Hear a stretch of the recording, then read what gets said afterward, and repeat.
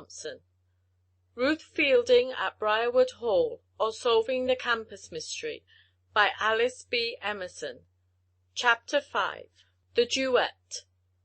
Helen, by this time having recovered her usual self-possession, was talking 19 to the dozen to their new friend. Ruth was not in the least suspicious, but Mary Cox's countenance was altogether too sharp. Her grey eyes were too sly. Her manner to the French teacher had been too unkind, for Ruth to become greatly enamoured of the junior. It did really seem very kind of her, however, to put herself out in this way for two infants. "How many teachers are there?" Helen was asking. "And are they all as little as that Miss Picolet?" "Oh, she!" ejaculated Mary Cox with scorn. "Nobody pays any attention to her. She's not liked, I can tell you." "Why, she seemed nice enough to us, only not very friendly," said Helen slowly, for Helen was naturally a kind-hearted girl. "She's a poverty-stricken little foreigner. She scarcely ever wears a decent dress. I don't really see why Mrs. Tellingham has her at the school at all. She has no friends or relatives, or anybody that knows her." "Oh, yes, she has," said Helen, laughing. "What do you mean?" inquired Mary Cox, suspiciously. "We saw somebody on the boat coming over to Portageton that knew Miss Picolet." "Oh, Helen!" ejaculated Ruth, warningly. But it was too late. Mary Cox wanted to know what Helen meant, and the story of the fat man who had played the harp on the boat orchestra, and who had frightened the French teacher, and had afterward talked so earnestly with her on the dock, all came out in explanation.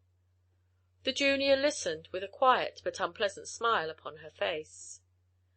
"That's just what we've always thought about Miss Picolet," she said. "Her people must be dreadfully common. Friends with a ruffian who plays a harp on a steamboat for his living. Well!" "Perhaps he is no relative of hers," suggested Ruth timidly. Indeed, she seemed to be afraid of him. "He's mixed up in her private affairs, at least," said Mary, significantly. "I never could bear Miss Picolet." Ruth was very sorry that Helen had happened upon this unfortunate subject, but her chum failed to see the significance of it, and the girl from the Red Mill had no opportunity of warning Helen. Mary Cox, too, was most friendly, and it seemed ungrateful to be anything but frank and pleasant with her. Not many big girls, so thought both Ruth and Helen, would have put themselves out to walk up to Briarwood Hall with two infants and their baggage. Through breaks in the cedar grove, the girls began to catch glimpses of the brown old buildings of Briarwood Hall. Ivy masked the entire end of one of the buildings, and even ran up the chimneys. It had been cut away from the windows, and they showed brilliantly now, with the descending sun shining redly upon them. "It's a beautiful old place, Helen," sighed Ruth. "I believe you," agreed her chum enthusiastically. "It was originally a great manor house. That was the first building where the tower is," said Mary Cox, as they came out at last upon the more open lawn that gave approach to this side of the collection of buildings, which had been more recently built than the main house. They were built around the rectangular piece of turf called the campus.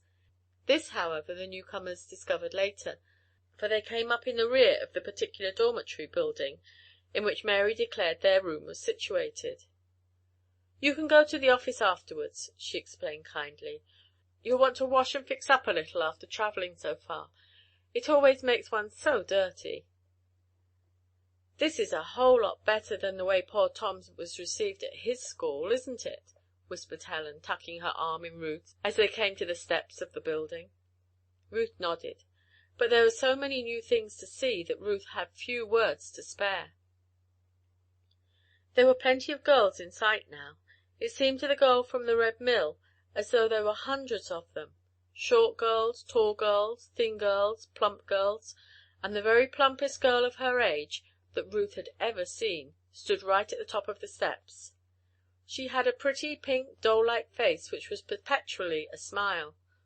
Whereas some of the girls, especially the older ones, stared rather haughtily at the two infants, this fat girl welcomed them with a broadening smile.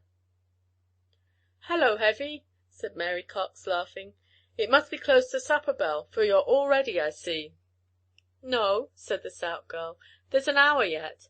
Are these the two?" she added, nodding to Ruth and Helen. "I always get what I go after," Ruth heard Mary say, as they whisked in at the door. In the hall a quiet, pleasant-faced woman in cap and apron met them. "This is Helen Cameron and Ruth Fielding, Miss Scrimp," said Mary. "Miss Scrimp is matron of our dormitory, girls. I am going up, Miss Scrimp, and I'll show them to their duet." "Very well, Miss Cox," said the woman, producing 2 keys, one of which she handed to each of the chums. "Be ready for the bell, girls. You can see Mrs. Tellingham after supper." Ruth stopped to thank her, but Mary swept Helen on with her up the broad stairway. The room the chums were to occupy (Mr. Cameron had made this arrangement for them) was up this first flight only, but was at the other end of the building, overlooking the campus. It seemed a long walk down the corridor. Some of the doors stood open, and more girls looked out at them curiously as they pursued their way. Mary was talking in a low voice to Helen now, and Ruth could not hear what she said. But when they stopped at the end of the corridor, and Helen fitted her key into the lock of the door, she said, "We'd be delighted, Miss Cox. Oh, yes, Ruth and I will both come." Mary went away whistling, and they heard her laughing and talking with other girls, who had come out into the corridor before the chums were well in their own room. And what a delightful place it seemed to the 2 girls when they entered. Not so small, either. There were 2 single beds, 2 dressing tables, running water in a bowl, 2 closets, and 2 chairs. All this at one end of the room. At the other end was a good-sized table to work at, chairs, a couch, and 2 sets of shelves for their books. There were 2 broad windows, with wide seats under them, too. "Isn't it just scrumptious?" cried Helen, hugging Ruth in her delight. "And just think, it's our very own. Oh, Ruthie, won't we have good times here?" Ruth was quite as delighted, if she was not so volubly enthusiastic as Helen. It was a much nicer room, of course, than the girl from the Red Mill had ever had before. Her tiny little chamber at the Red Mill was nothing like this. The girls removed such marks of travel as they could and freshened their dress as well as possible. Their trunks would not arrive at the school until morning, they knew. These made some display, on Helen's dresser at least, but when their little possessions came they could make the room more homey. Barely had they arranged their hair when a gentle rap sounded at the door. "Perhaps that's Miss Cox again," said Helen. "Isn't she nice, Ruth?"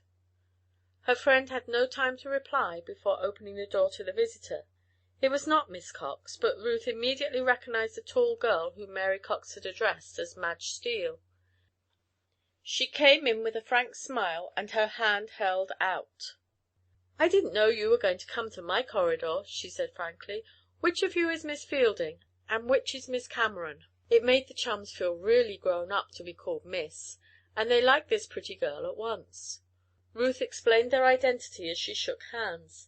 Helen was quite as warmly greeted. "You will like Briarwood," said Madge Steele. "I know you will. I understand you will enter the junior classes. I have just entered the senior grade this year. There are lots of nice girls on this corridor. I'll be glad to introduce you after supper." "We have not been to the office yet," said Ruth. "I believe that is customary." "Oh, you must see the preceptress. She's just as nice as she can be, is Mrs. Tellingham. You'll see her right after supper?" "I presume so," Ruth said. "Then I tell you what," said Madge. "I'll wait for you and take you to the Forward Club afterwards. We have an open meeting this evening. Mrs. Tellingham will be there. She is a member, you know. So are the other teachers.